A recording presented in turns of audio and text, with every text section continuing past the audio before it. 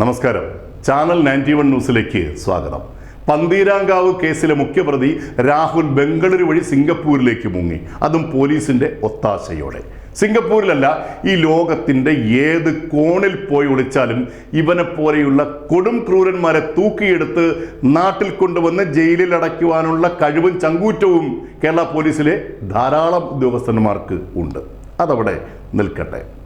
കോഴിക്കോട് പന്തീരാങ്കാവ് സ്റ്റേഷനിലെ CI AS സരിത്തിനോട് ഒരു അഭ്യർത്ഥനയുണ്ട്. കേരള പോലീസിന്റെ മാന്യമായ യൂണിഫോം അഴിച്ചു തിരികെ നൽകിയിട്ട് ചെരയ്ക്കാൻ പോണം. തനിക്ക് പറ്റിയ പണി അതാണ്. അത് തൊഴിലായി ചെയ്യുന്നവർക്ക് മാന്യതയും അഭിമാനവുമാണ്. വിവാഹം കഴിഞ്ഞ് ഒരാഴ്ച പോലും തികയുന്നതിന് മുമ്പ് ശരീരമാസകലം ഭർത്താവെന്ന പിശാചേൽപ്പിച്ച മുറിവുകളുമായി പോലീസ് സ്റ്റേഷനിൽ വന്നു കയറിയ ഒരു ചെറിയ പെൺകുട്ടിയോട് കാണിക്കേണ്ട കരുണയ്ക്ക് പകരം പണത്തിനും സ്വത്തിനും വേണ്ടി ഒരു പെൺകുട്ടിയെ കൊല്ലാൻ ശ്രമിച്ച രാഹുൽ എന്ന നരാധമനെ പോലീസ് സ്റ്റേഷനിൽ കയറ്റി സൽക്കരിക്കുകയും മർദ്ദനമേറ്റ പെൺകുട്ടിയുടെ അച്ഛനമ്മമാരെ സ്റ്റേഷന് പുറത്താക്കി വാതിലടയ്ക്കുകയും ചെയ്ത നിന്നെപ്പോലെ ഉള്ളവരെ തെരുവിൽ ജനം ചാണകത്തിൽ മുക്കിയ ചൂലുകൊണ്ട് തല്ലി ഓടിക്കുന്ന ദിനങ്ങൾ വിദൂരമല്ല. രാഹുൽ എന്ന പിശാചിൽ നിന്നും ധാരാളം പണം വാങ്ങി അവരെ അങ്ങ് സിംഗപ്പൂരിലേക്ക് കടത്താൻ ഈ CIയോട് കൂട്ടുചേർന്ന സ്റ്റേഷനിലെ പ്രിൻസിപ്പൽ SI മറ്റേതെങ്കിലും പോലീസുകാരുണ്ടെങ്കിൽ അവരെയും എത്രയും പെട്ടെന്ന് ഈ ജോലിയിൽ നിന്ന് പിരിച്ചുവിടണം. അത് കേരളത്തിൻ്റെ ഒരു ഐക്യ അഭ്യർത്ഥനയാണ്. ഇവരുടെ കാര്യത്തിലെങ്കിലും സേനയിൽ നടക്കുന്ന സ്ഥിരം സസ്പെൻഷൻ എന്ന സുഖവാസകാലം അനുവദിക്കരുത്. ഒരു പെൺകുട്ടിയെ ഇത്ര ക്രൂരമായി തല്ലിച്ചതയ്ക്കുന്നത് കണ്ടിട്ടും വാക്കുകൊണ്ട് പോലും ഒന്ന് എതിർക്കാതെ അതെല്ലാം ആസ്വദിച്ച, ഇപ്പോൾ മാധ്യമങ്ങളോട് പച്ചക്കള്ളങ്ങൾ മാത്രം വിളിച്ചു പറയുന്ന ഈ വൃത്തികെട്ടവന്റെ തള്ളയായ കൊടും വൃത്തികെട്ടവളെയും പുതിയ അന്വേഷണ സംഘം തൂക്കിയെടുത്ത് ജയിലിൽ അടയ്ക്കുക തന്നെ വേണം. എന്തെല്ലാം സ്വപ്നങ്ങളുമായി പുതിയ ഒരു ജീവിതത്തിലേക്ക് കടന്നു വരുന്ന പാവം പെൺകുട്ടി. ജീവിതകാലം മുഴുവൻ അച്ഛനമ്മമാർ അധ്വാനിച്ചുണ്ടാക്കിയ സ്വത്തും പണവും പണ്ടവും നൽകി വിവാഹം കഴിപ്പിച്ച് മറ്റൊരു ഗൃഹത്തിലേക്ക് പറഞ്ഞു വിടുന്നു.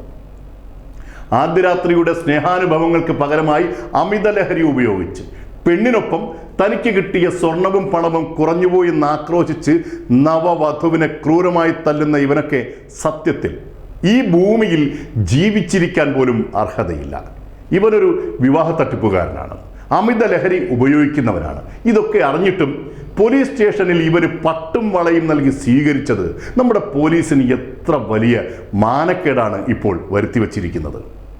ഭാര്യയെ ഭർത്താവ് ഉപദ്രവിക്കുന്നത് പതിവാണെന്ന് പറഞ്ഞ പോലീസുകാരനോട് നിങ്ങളുടെ മകളെ ഇങ്ങനെ ക്രൂരമായി മർദ്ദിച്ച് കൊലപ്പെടുത്താൻ ശ്രമിക്കുന്ന മരുമകനെ തേനും പാലും നൽകി സ്നേഹിക്കുമോ?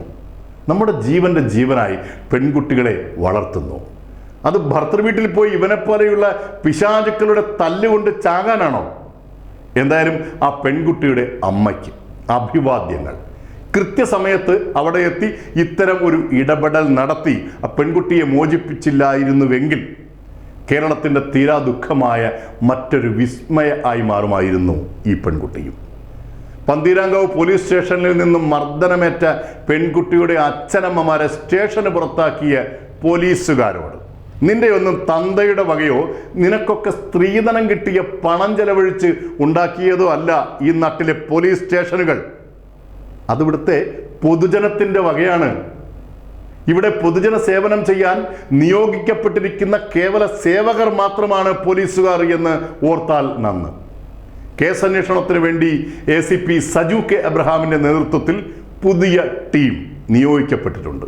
നീതിയോടെ, ചങ്കൂറ്റത്തോടെ, അഭിമാനത്തോടെ ഈ കേസ് അന്വേഷിക്കുവാനും കേസിലെ മുഖ്യപ്രതിയായ രാഹുൽ എന്ന പരമചറ്റയെ ലോകത്തിൻ്റെ ഏത് മൂലയിൽ പോയി ഒളിച്ചാലും എത്രയും വേഗം തൂക്കിയെടുത്ത് ഇരുമ്പഴിക്കുള്ളിലാക്കുവാൻ നിങ്ങൾക്ക് സാധിക്കട്ടെ. സാധിക്കും. ആശംസകൾ. News desk, channel 91.